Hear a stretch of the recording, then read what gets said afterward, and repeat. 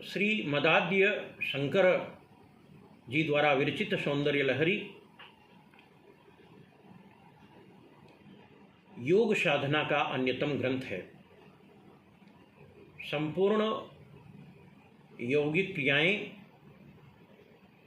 खडचक्र भेदनादि का विस्तृत वर्णन सौंदर्य लहरी में आप देख सकते हैं।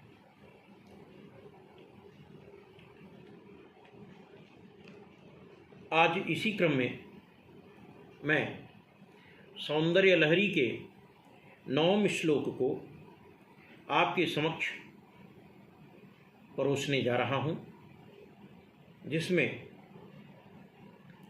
यौगिक क्रिया का और खडचक्र भेदन का बड़ा ही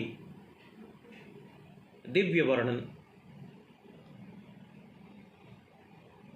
आदि शंकर ने किया है। महिम मूलाधारे कमपि मणिपुरे हुतवहं स्थितं स्वाधिष्ठाने हृदि मरुतमाकाशमुपरि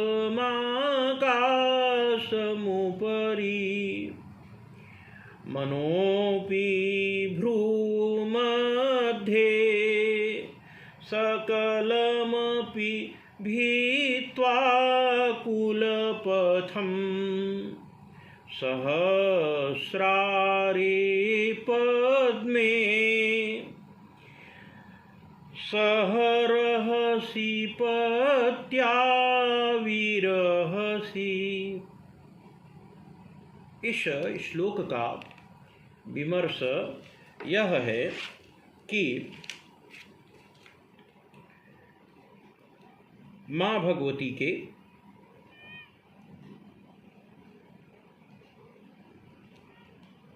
शिव और शक्ति के सामरस्य का बड़ा ही खड चक्र भेदन के माध्यम से दिव्य अवतरण किया गया है।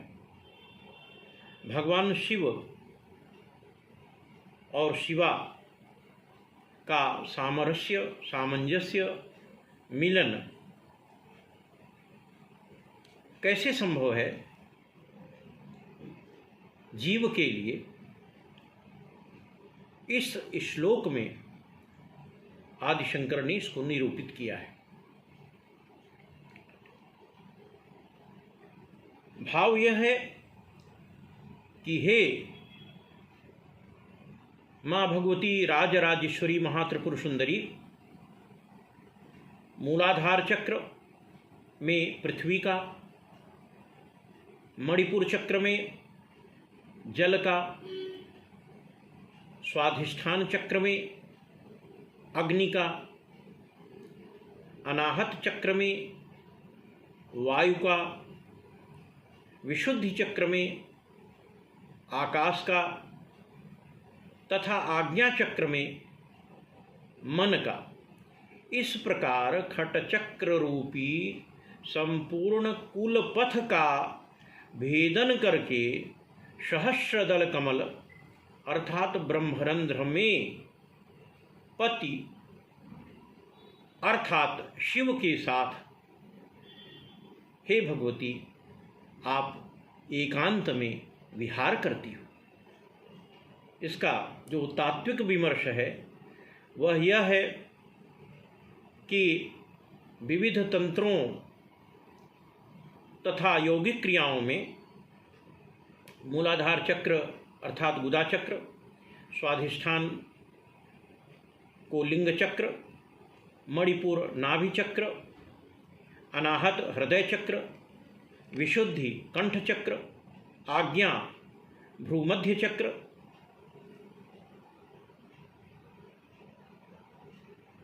माना गया है। शैवागम में खट चक्रों के क्रम तथा स्थानों के संदर्भ में यत्र तत्र थोड़ा अंतर दृष्टिगोचर होता है, क्योंकि कुछ टीकाकार स्वाधिष्ठाने कम मणिपुरे हुतवहम का व्यवहितान्वय करके खट चक्रों के क्रम तथा स्थान को वर्णित करते हैं। अतः इन दोनों में कोई भिन्नता नहीं है। खट चक्र भेदन से जो जीव को सिद्धियां प्राप्त होती हैं उसके बारे में विमर्श करते हुए मैं यह कहना चाहूँगा कि सिद्धि सोपान तंत्र में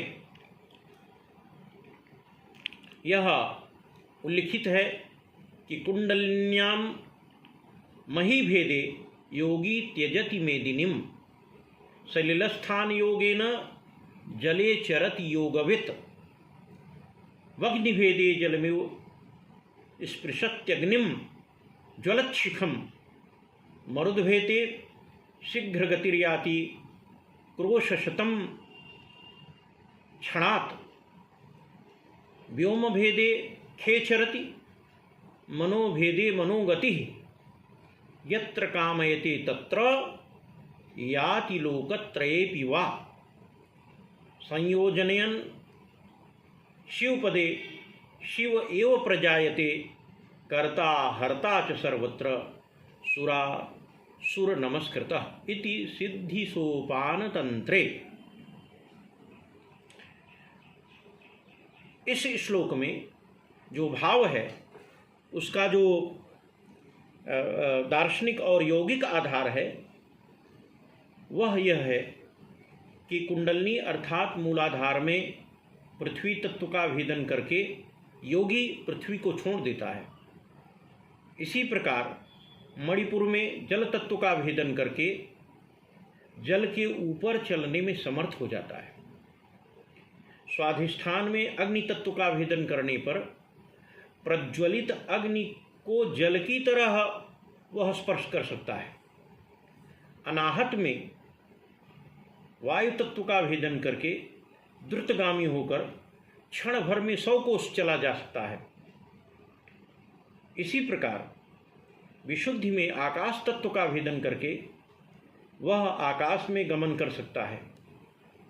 आज्ञा में मन का भेदन करके मन के ही समान गतिशील होकर वह क्षण भर में अपनी इच्छानुसार तीनों लोकों में कहीं भी जा सकता है। इसी प्रकार सहस्रार अर्थात ब्रह्मरंध्र में स्थित जो शिव तत्व है उसके साथ योगी अर्थात वह जीव स्व का संयोजन करते हुए स्वयं शिव रूप शिव स्वरूप हो जाता है। इस योग मार्ग में कुंडलिनी जागरण की कुल 4 भूमिकाएं बताई गई हैं। खट चक्र भेदन रूपा, परम शिव संयोग रूपा, पुनरावृत्ति रूपा तथा स्वस्थानवस्थाना रूपा। योग प्रक्रिया में इनमें से प्रथम को उन्नय, दूसरे को लय, तीसरे को प्रत्यावृत्ति तथा चौथी को विश्रांति भूमिका कहते हैं। सौंदर्य लहरी के इस नवम लहरी के रूप में उद्भूत जो श्लोक है उसमें उक्त 2 भूमिकाओं का निरूपण किया गया है। प्रथमतः उन्नय और द्वितीयतः लय की भूमिका का।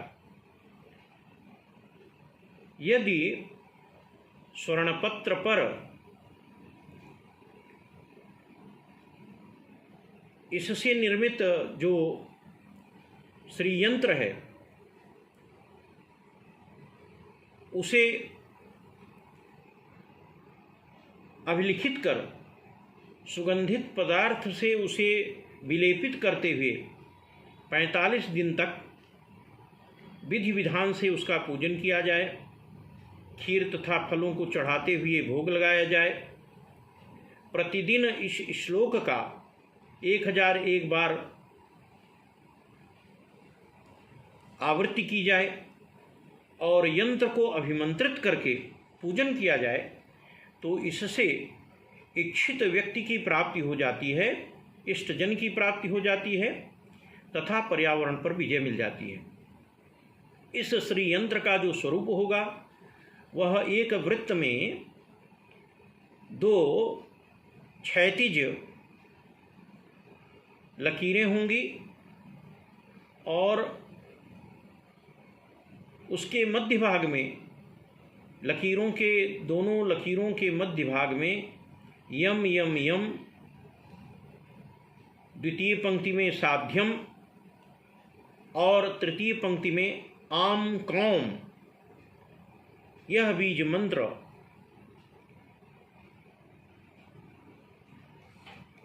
लिखित कर श्री यंत्र का निर्माण कराया जाए और इस प्रकार से पूजन किया जाए तो इच्छित व्यक्ति की प्राप्ति तथा पर्यावरण पर जीव को विजय प्राप्त हो जाता है। धन्यवाद।